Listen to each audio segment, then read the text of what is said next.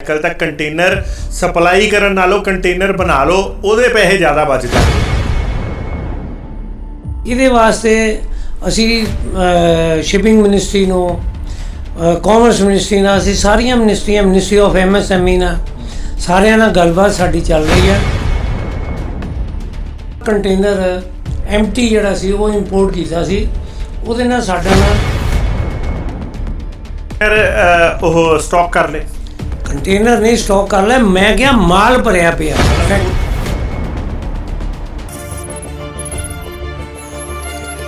जन हितैषी जन जन की बात जन हितैषी के साथ।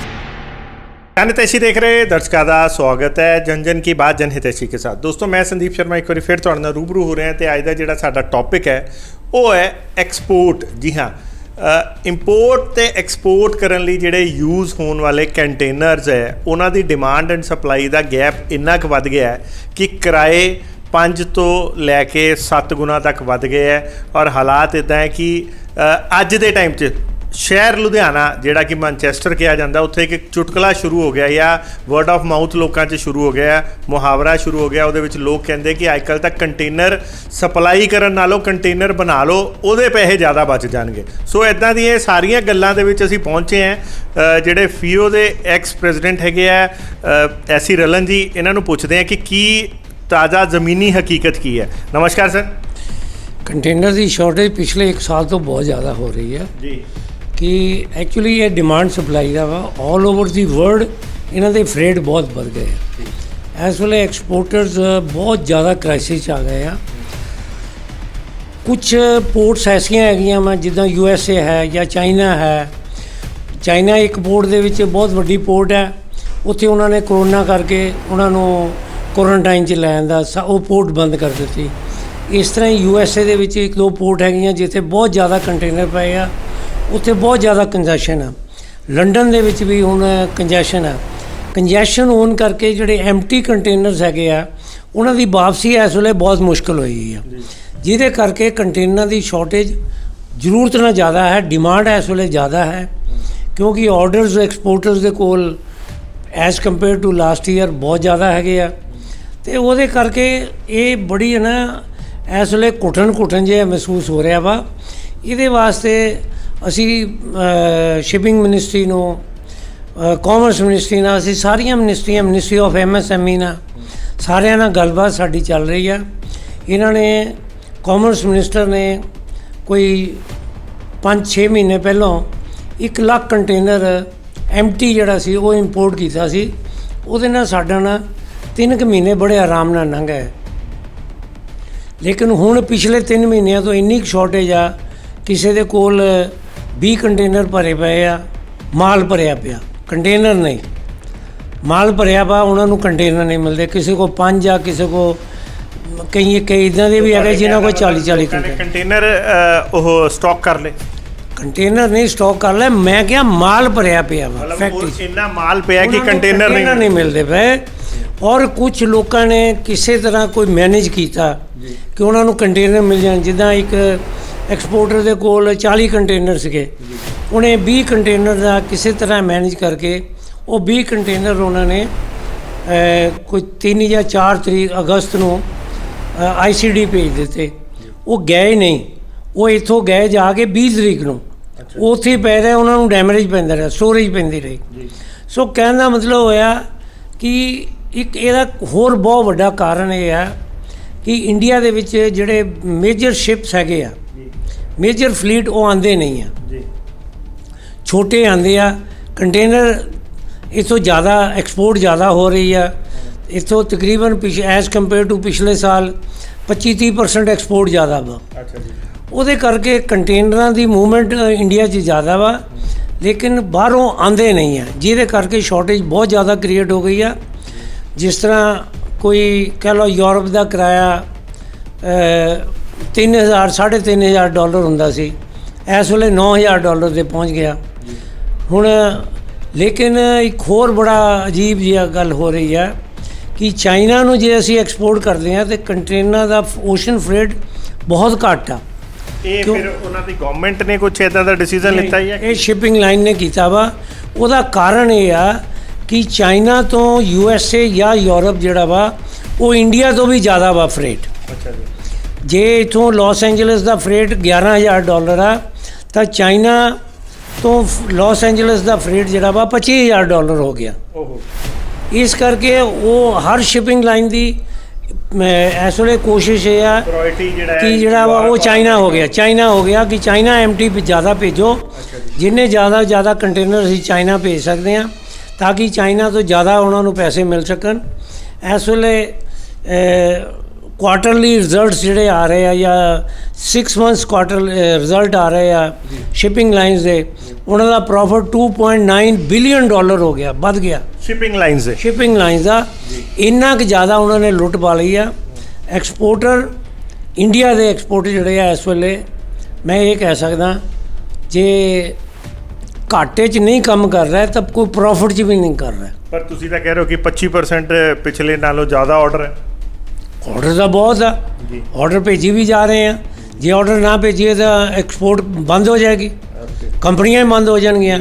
ਉਹ ਕੰਪਨੀਆਂ ਨੂੰ ਸਸਟੇਨ ਕਰਨ ਵਾਸਤੇ ਅਸੀਂ ਸ਼ਿਪਮੈਂਟਾਂ ਕਰੀ ਜਾ ਰਹੇ ਹਾਂ ਤਾਂ ਕਿ ਕੰਟੇਨਰ ਦੀ ਸ਼ਾਰਟੇਜ, ਅਸੀਂ ਉਹਨੂੰ ਮਿਨਿਸਟਰੀ ਆਫ ਕਾਮਰਸ ਨਾਲ ਸਾਡੀ ਪਿਛਲੇ ਹਫਤੇ ਗੱਲ ਹੋਈ ਸੀਗੀ, ਉਹਨਾਂ ਨੇ ਐਸ਼ੋਰ ਕੀਤਾ ਵਾ ਕਿ 1 ਲੱਖ ਕੰਟੇਨਰ ਉਹ ਦੁਬਾਰਾ ਫਿਰ ਸ਼ਾਇਦ 8-10 ਦਿਨ ਦੇ ਵਿੱਚ 1 ਲੱਖ ਕੰਟੇਨਰ MT ਜਿਹੜਾ ਵਾ ਉਹ ਇੰਡੀਆ 'ਚ ਆ ਜਾਏਗਾ ਤਾਂ ਥੋੜ੍ਹੀ ਜਿਹੀ ਪੋਜੀਸ਼ਨ ਜਿਹੜੀ ਆ ਠੀਕ ਹੋ ਜਾਏਗੀ। ਸਰ, ਜਿਵੇਂ ਤੁਸੀਂ ਕਿਹਾ ਕਿ ਮਿਨਿਸਟਰੀ ਆਫ ਕਾਮਰਸ ਨੂੰ ਤੁਸੀਂ ਲੋਕਾਂ ਨੇ ਅਪੀਲ ਕੀਤੀ, ਮੈਨੂੰ ਯਾਦ ਹੈ ਤੁਸੀਂ ਜਦੋਂ ਉੱਥੇ FIO ਦੇ ਪ੍ਰੈਜ਼ੀਡੈਂਟ ਹੁੰਦੇ ਸੀ, ਸੋ ਤੁਹਾਡੇ ਵਰਗੀ ਆਰਗੇਨਾਈਜੇਸ਼ਨਸ ਤਾਂ ਆਲਰੇਡੀ ਇਸ ਚੀਜ਼ਾਂ ਨੂੰ ਪਲੈਨਿੰਗ ਕਰਦੀ ਰਹਿੰਦੀ ਸੀ।